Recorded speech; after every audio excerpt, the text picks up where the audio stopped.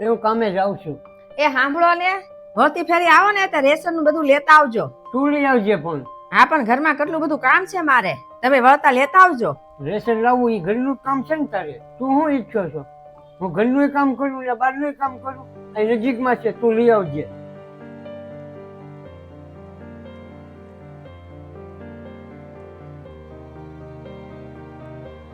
એ સાંભળતો,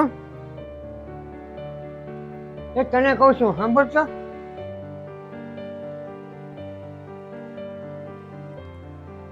હા બોલો. અડધી કલાકથી હું આવી ગયો છું.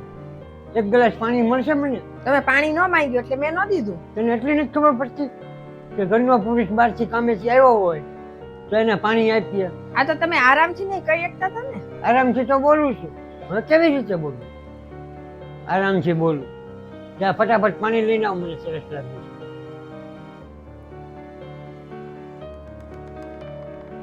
તું શું ઈચ્છો છો? હું કામે ન જાઉં એમ? કેમ પૂછ્યું? ટિફિન ક્યાં છે મારું? ખાવાનું તો બની ગયું છે, પણ તમે ટિફિન પેક કરવાનું નથી કીધું એટલે મેં ટિફિન પેક નથી કર્યું. બધી વાત તને કહેવાની હોય.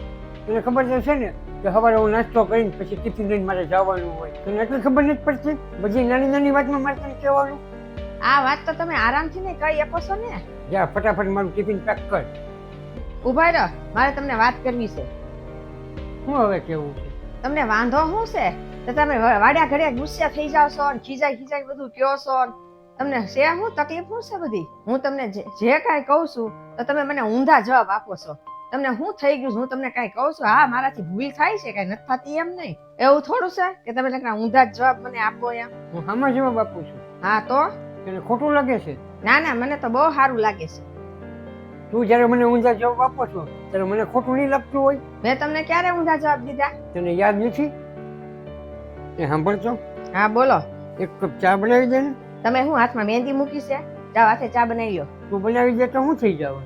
હું ઘરની નોકર છો તો તમે મને ઓર્ડર આપો ને હું કામ કર્યા કરું? હજી હું બેઠી જ છું. તું ખાલી બેઠી તો છો. હું નહીં બનાવું. મને ચા બનાવતા નથી આવડતું, એટલે તને હેરાન હોરાન કરું. એ તમારી પ્રોબ્લેમ છે. આખો દી તમે મને કહો આ કરી દે તે કરી દે, હું નહીં કરું. હું થાકી ગયું કામ કરી.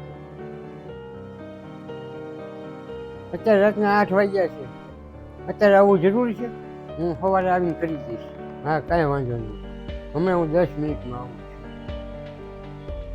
છું. શેઠે તો હેરાન કરી દીધા છે. એ સાંભળતો, પેલા રૂમમાં છે ને મારી ફાઇલ પડી છે, એ અંબાવતો. મારે જવાનું છે, શેઠે બોલાવી. તમે લઈ આવો, હું અહીં બેઠી છું, તમને દેખાતું નથી?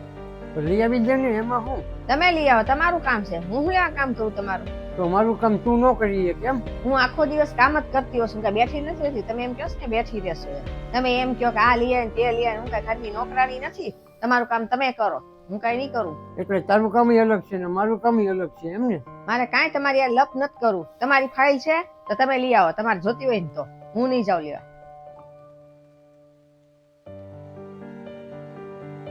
મને ખોટું લાગ્યું હશે ને, મેં એક દિવસ તારી હારે વાત ન કરી, ઊંધા જવાબ આપ્યા, એટલે તને ખોટું લાગ્યું હશે. તું તો રોજ આવું કરે છે. આમાં મારી શું ભૂલ છે? હું માનું છું કે તું ઘરનું કામ કરે છે, તું થાકી ગઈ હોય, કંટાળી ગઈ હોય, પણ એ વાત કહેવાની એક રીત હોય છે. તું આરામથી મને કહી શકે. જરૂરી છે બધી વાત તારે ગુસ્સામાં જ કહેવાની? હું ગુસ્સો નહોતો કરતો. તને ખબર તો છે કે હું આવો માણસ નથી.